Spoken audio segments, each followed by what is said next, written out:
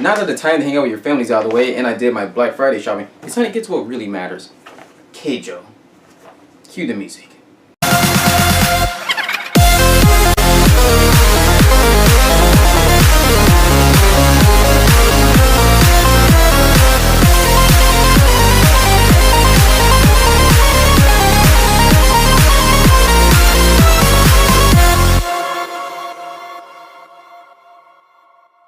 This episode starts off right off the bat from like the last one to where they were saying that you could challenge whoever you want to go against in a tournament, not a tournament but a competition, and we get Toyoguchi going against Nemu, the Asavadra girl, and beat her the same way. Like it's like deja freaking vu. Like they even said it in the show themselves, like oh it's like deja vu all over again. And I'm just tired of seeing the Asavadra girl. Like, I just don't care about her. I just don't. And the challenges continue where we see the bunny girl now known as Usagi. She goes against Nozomi. And honestly, the girl surprised me. As she was interested in what was going on, it was not that bad, to be honest. Like, Usagi was doing some tricks because of how light she is, she was able to, like, move more swift than, like, most people. And she was even commenting about Nozomi's big butt and everything, saying like, oh, you're slow and stuff. One move that I did like, I had to write this one down, she did a spinning rabbit hip. Now that move was interesting because she was rotating constantly in the air, which was actually a pretty cool thing to see.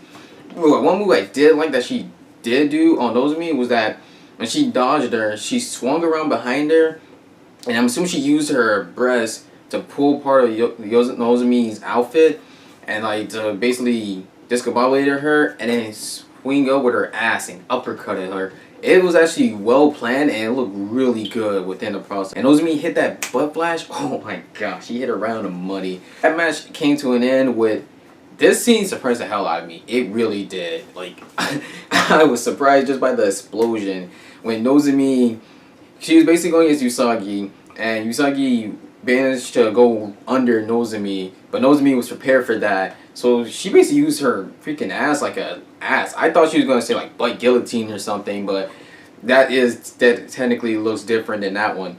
But she did another move which she combined with the butt flash, making it her own. And I had to get this one. It's called Meteor Hip, and it was like a meteor hitting the freaking earth. It even showed a picture of that. It was insane. It was a KO, and I just feel like, it's been a minute since I've seen a KO in Keijo. The girls head to Shimuzo Keijo Arena where they go to enter the East-West War, and you find out a couple things there. You find out that one, that Saruga's coach is a bitch. You find out that the fact that Keijo and you find out that Saruga and Satoshi, they have a good score against Satoshi. Like they're 10-0. I don't know what happened, but man, Satoshi got wrecked. It's pretty insane. Like I didn't expect that record to be like that. Maybe it's like a 1 at least or something for Satoshi, but hey, whatever. But I just didn't like how she was talking all that stuff. Like I get what she was saying because she's like, they have a 10-0 record. Don't you think that now that Satoshi is a joke? And I can understand that. And, if I didn't know these girls and everything, I would think that same thing. I'm like, yeah, nah, those girls, that's school technically. I'm just like, they're pretty much kind of crappy compared to them if they're doing better. And yes, they do have better equipment than Satoshi. I agree with the quote from Satoshi when she was saying, equipment doesn't make the person better and everything. That's true. It's really about you and how much effort you put in the work that you do. But even though, that Saruga coach was talking all that shit, those girls were not taking it. And this was just a scene that I was just like, I love these girls more. Like, I just love these characters. I love their personalities. I like their determination. Because I just like the fact that they were defending their case. I mean, they shouldn't have gone in there. It said no outsiders allowed. They shouldn't have done that. I still am against the fact that they did it because in the end, it was still the wrong thing to do. They would look like they were in the wrong either way. Even though I know that lady was talking all that shit, you were still in the wrong for intervening and going against the rules that were there. But I like the fact they defended their teachers. They defended the place they are. And the fact that the leader, I'm assuming the best player of Saruga came, the blonde hair and pink eyes, she came and she was like, hey, back up. One thing that fun kind of was that she stuffed Nozomi with her butt. I mean, I know this is Keijo, guys. I know this is a sport about using your butt. But I'm just saying, when you stop somebody, are you really going to, like, put your butt next to them and be like, hey, stop? Like, I'm just like, are you trying to grind on me? That's the first thing I'm thinking of. Are you grinding on me? And then she basically did, I don't know, like, a BB gun shot or something towards Nozomi, knocking her like a couple of distance. I don't even know how Nozomi even got a scratch on that girl, because after she got knocked back, she's like, oh yeah, you like know your place. She's like, her outfit ended up coming off, and Nozomi like, hey, like don't take us lightly. And I was like, well, how did you do that? That don't make any sense to me. Girl, she was like, really, like, she was intrigued by that move that Nozomi did. She's like, oh, show me again. But Nozomi knew that, hey, you know, she was numb. She was being arrogant outside, but inside she was just numb below the waist, and she just didn't know what to do, because I'm pretty sure there's something about that girl, because we saw her in the opening with her eyes transformed. But, you know, Kusaki even did a good job. She didn't even do much. When she just did her own little move, I had to write this one down. It was Butt Wind Sandstorm. I like that, because it showed, not only did it show her to me as the elite number one, but it showed me her as like a leader to these girls, a person for these girls to follow behind, because she was like, hey, you know, you guys keep this up, it's gonna get a little heated, and she was swinging her butt. I love that scene. She looks so good. But I like the fact she was doing that, and then you got the twins who end up coming, they get rid of that storm. And I was just curious, I was just like, is Kusaki stronger than them? Because it takes two of them to get rid of that. It took one of her to make that. So I'm just a little curious, you know, just my own little thoughts there. You got the other girls of Saruga coming in, and they're like, hey, you know, we don't look being down upon and everything. What's you guys' problems? I'm just like, oh, you guys don't like being looked down, but your coach was talking all that shit, but you had nothing to say about that. All right, I see how you are. And I liked about that was that Rin was like, hey, if you guys want to fight, then I'm willing to oblige. And her freaking cat ears, I love it. Oh my god, I love that cat ears. I love that whole thing. I love that girl. Please, let her show us just why she's such a great character, like she was in the last fight against Miyata. And with this East and West War, we get our combatants.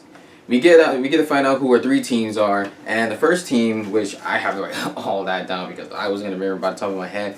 We have Team 1. We have Kusaki, Murata, who I honestly not familiar with, to be honest with you guys, Fujisaki, and Miyato, who will go first. And then we have Team 2, who's Yoshida, Usagi, Aoba, and Toyoguchi. And Toyoguchi was just like, man, with the ass muscle girl again. I was like, yeah, I feel you. Like, I don't want to see that girl any more than you do.